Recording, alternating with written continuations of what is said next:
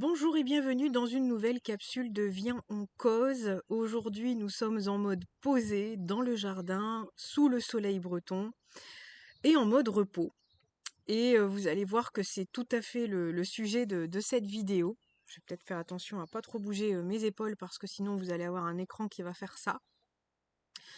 Je voulais aborder avec vous le sujet justement du repos, dixit le temps libre, contrairement au temps accessible, au temps disponible. Je m'explique. Quand vous avez du temps libre, pour vous comme pour les autres, c'est-à-dire votre entourage, vos amis, n'importe qui, même votre voisinage, hein, si vous voulez, votre travail, il est parfois, souvent, très difficile de faire respecter votre temps libre parce que l'extérieur vous rappelle toujours l'intérieur. Donc si vous ne le faites pas pour vous, de faire respecter ces temps de pause, l'extérieur se chargera aussi de vous montrer qu'il ne le respectera pas. Et le but de cette vidéo, c'était aussi de vous rappeler que votre temps libre n'est pas fait de temps que, enfin, le temps perso, comme on pourrait le nommer, n'est pas fait que de corvées et de choses à faire, de to-do list à faire, mais qu'il est fait aussi de temps de recharge, quelle qu'elle soit, selon les modèles qui vous rechargent le plus, ça c'est propre à chacun, mais qu'il est judicieux sur votre temps libre de peut-être de faire un camembert pour répartir. Oui, vous allez avoir forcément des impondérables, mais d'avoir quand même des temps de ressources. Je vous parle de ça parce que moi-même j'expérimente, j'ai plusieurs de mes amis en ce moment qui expérimentent le même besoin, et donc je pense que c'est aussi dans l'air du moment et que c'est important aussi de rappeler que le temps de recharge et de repos, vous savez que j'ai fait des vidéos sur le sujet de la vertu du repos, c'est important, c'est nécessaire et même vital, je vous dirais. C'est un peu comme le sommeil, le temps de repos, vous voyez, c'est notamment le premier temps de repos qu'on peut avoir, c'est le temps de sommeil.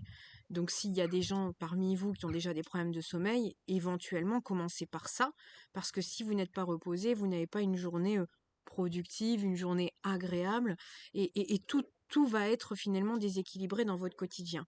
Cette vidéo, plus pour vous dire que votre temps libre n'est pas forcément, parce que c'était là-dessus que je voulais appuyer, n'est pas forcément un temps accessible.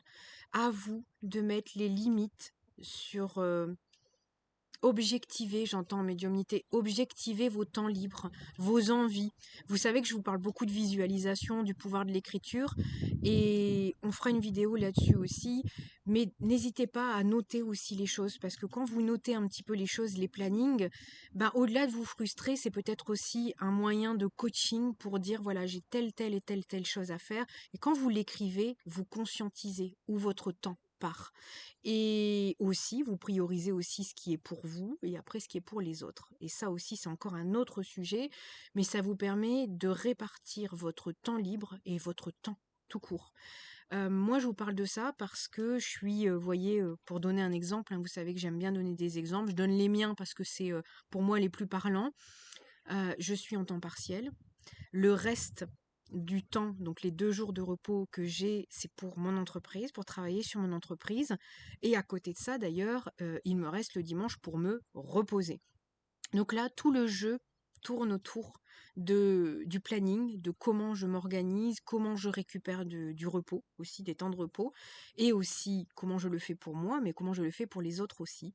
Parce qu'au tout début de mon contrat de travail, je me suis vue avec mon entourage m'entendre dire: ah bah oui, mais tu es de repos mardi, on pourra faire ça. Mais non, parce que moi, ce jour-là de repos, j'avais d'autres choses de prévues. Et effectivement, les gens ne font pas la distinction tant que vous ne leur dites pas aussi. Hein. Chacun voit midi à sa porte, hein, d'où de cette expression-là. Chacun voit son intérêt perso.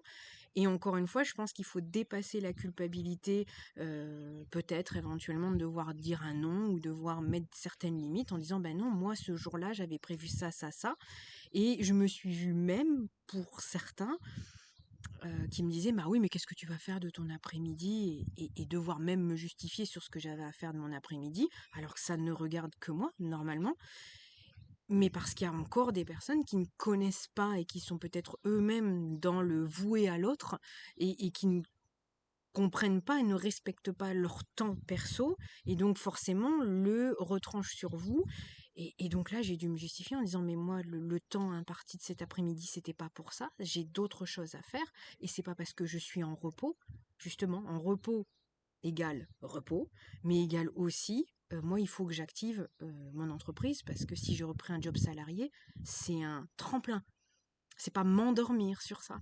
Et donc c'est très compliqué pour l'entourage qui lui a envie de profiter de vous aussi, et c'est tout à fait légitime, mais à vous d'équilibrer les choses, sinon vous serez frustré derrière. Et je suis passée par là parce que j'avais pas envie de léser les gens autour de moi, j'avais pas envie de léser mon entreprise, j'avais pas envie de léser aussi.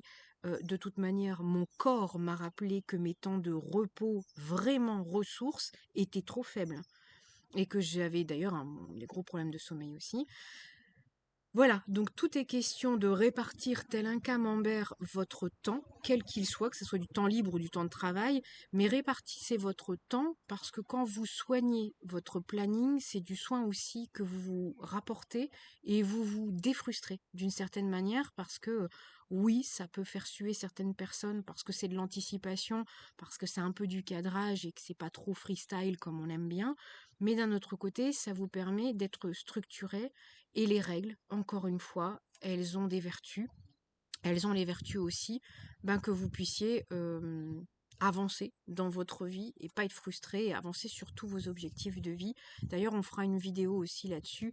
Je m'étais mis une petite note de faire une vidéo justement sur tous les objectifs et les tableaux de visualisation. Voilà, j'arrête là juste pour cette vidéo. Je voulais juste une micro-capsule. Si on peut résumer cette capsule, c'est faites toujours bien d'abord vous-même avant de le faire appliquer aux autres. Posez-vous toujours la question, c'est un temps libre? Est-ce un temps disponible pour les autres? Accessible pour les autres? Et faites-le respecter pour vous-même, faites-le pour vous-même, et après vous verrez que tout doucettement, c'est un exercice d'école, mais tout doucettement, vous verrez que votre entourage va après comprendre que vous avez des limites. Et si je puis me permettre aussi, faites-le le plus rapidement possible, parce que plus rapidement vous mettez les hauts là, et plus rapidement vous avez une sorte de cadre, une sorte de respect, parce qu'une fois que c'est devenu us et coutume, c'est beaucoup plus difficile de décanter de ça. Voilà, en tout cas j'espère que cette petite capsule vous aura parlé. Dans tous les cas aussi, n'hésitez pas à prendre des bons temps de repos, de ressources, parce qu'on est très très très chahuté, ne serait-ce qu'émotionnellement cette année. Donc prenez des temps de ressources pour vous, personne ne le fera mieux que vous. Je vous embrasse très très fort, prenez soin de vous et à très bientôt pour une nouvelle capsule.